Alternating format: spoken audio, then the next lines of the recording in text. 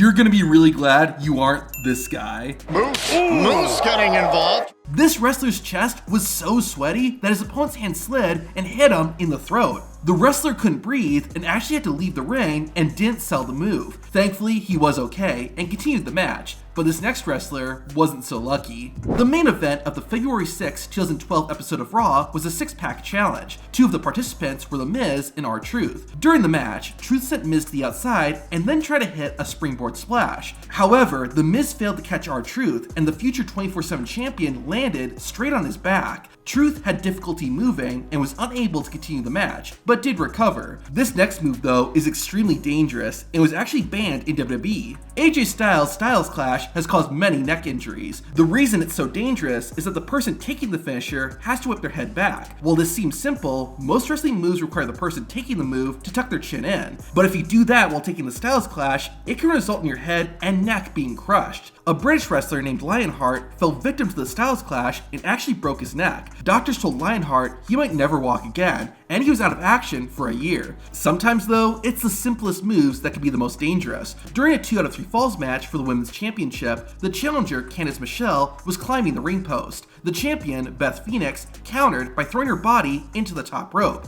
causing Candice to fall to the mat. However, Michelle landed incorrectly, and you can instantly tell that Candice wasn't okay. Phoenix realized this and pinned her opponent to end the match. Once Candice got to the hospital, it was discovered that she had suffered a cracked clavicle. Michelle did recover, however, and was back in action within 14 weeks. Talking about simple moves though, this guy was inches away from being paralyzed for the rest of his life. Price it in.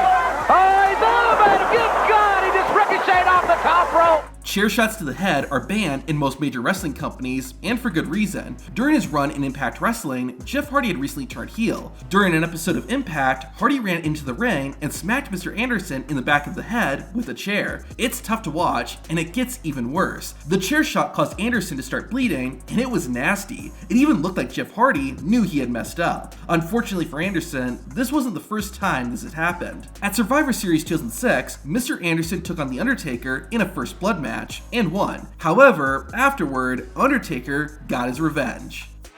Turnabout is fair play! Bending the chair! Even fans had to look away because that chair shot was so brutal. In 2010, The Undertaker fought Rey Mysterio in the main event of SmackDown. In the final moments of the match, Mysterio hit his signature seated senton from the top rope, but accidentally landed on Undertaker's face. The botched move gave the dead man a concussion, as well as a broken nose and orbital bone. The injury took Undertaker out of action for 3 months, but it also did permanent damage to his vision. And to this day, I still have double vision. So I can look straight and I'm fine, but to look kind of like my peripheral vision, everything becomes opaque. Titus O'Neil's slip-up at the Greatest Royal Rumble is one of the funniest moments in WWE history. However, that doesn't mean Titus was safe. In fact, quite the opposite. O'Neil was inches away from hitting his head on the metal beam that holds up the ring. We don't even need to speculate what could have happened, because it did. During a New Japan Pro Wrestling event, a wrestler named Yoshihashi was running towards the ring and tripped. The fall caused him to hit the metal part of the ring and bust open. While Yoshihashi continued with the show, it was clear he wasn't all there, and the injury actually sidelined him for several months. While this was a pure accident, sometimes a wrestler gets hurt due to someone's carelessness. On an episode of WCW Nitro, the NWO assaulted Macho Man Randy Savage and took him to the ring. Big Show was in charge of carrying Savage, but accidentally fell when standing on the ring steps. Macho Man hit the floor and nearly smacked his head on the ring post on the way down. The landing had to hurt, but luckily Randy wasn't seriously injured, although I'm sure Big Show got in trouble backstage. Now, I'm not trying to be mean, but what did you think was going to happen? At an independent wrestling event, 2 wrestlers, Warhorse and Gary J, were having a last man standing match. It was a very brutal fight, as the 2 wrestlers wreaked havoc all over the venue as well as the ring. At one point, Gary J took part of the turnbuckle and put it inside his opponent's mouth. Jay then threw Warhorse out of the ring, but in doing so, the hook on the turnbuckle got yanked out of Warhorse's mouth. Instantly, a pool of blood began to form. Warhorse finished the match, but the botched move left him with a disfigured mouth and a permanent scar. What I'm really wondering though, is how Montez Ford is still able to walk after this.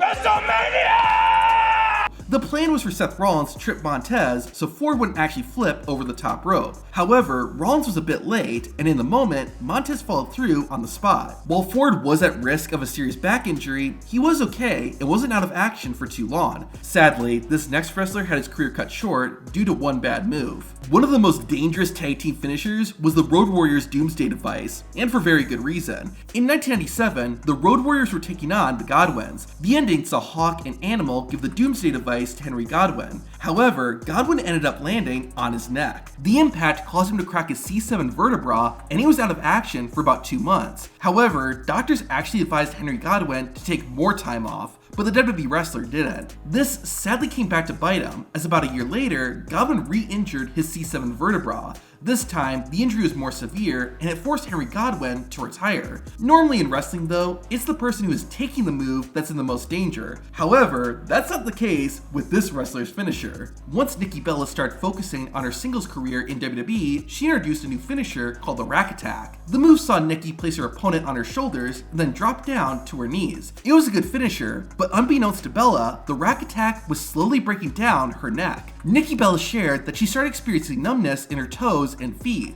and in some cases couldn't move her legs. The pain finally got so bad that Nikki visited a doctor who made a shocking discovery. The diagnosis revealed that Bella's vertebrae had shattered, and this was putting a lot of pressure on her spinal cord. It was so bad, in fact, that the former Divas champion was one bad accident away from paralysis. Thankfully, Bella underwent surgery that not only healed her, but also allowed her to return to the ring. After cashing in Money in the Bank and winning the Raw Women's Championship, Nikki ASH had her first title defense at SummerSlam. Unfortunately, Nikki nearly turned to ash. At one point, Nikki ASH and Rhea Ripley were on the outside. Charlotte Flair got on the top rope and hit her signature corkscrew moonsault. However, the impact caused Nikki's head to smash into the ringside barricade. It looked pretty bad, and it was clear it took a toll on Nikki ASH. Despite that, however, Nikki finished the match. Triple H's finisher, the pedigree, is pretty iconic. However, the original pedigree had to be banned due to how dangerous it was. The game would keep his opponent's arms hooked the entire time, which made it difficult for the person taking the move to protect their face. This led to some extremely risky moments, like when Triple H pedigreed Mick Foley onto a pile of thumbtacks.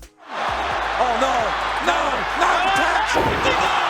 A second pedigree on the thumbtacks! While Foley did walk away okay, not all wrestlers were so lucky. During one match, Triple H was wrestling against an enhancement talent named Marty Garner. Garner wasn't familiar with Triple H's finisher, and thus he took the move incorrectly. The botched finish caused Garner to land on his head and injure his neck. Luckily, it wasn't life-altering, and Garner was eventually able to continue to wrestle. Now, one of the most violent finishing moves in WWE was Randy Orton's punt kick. It actually got permanently banned, and to find out the real reason why, watch the video on screen.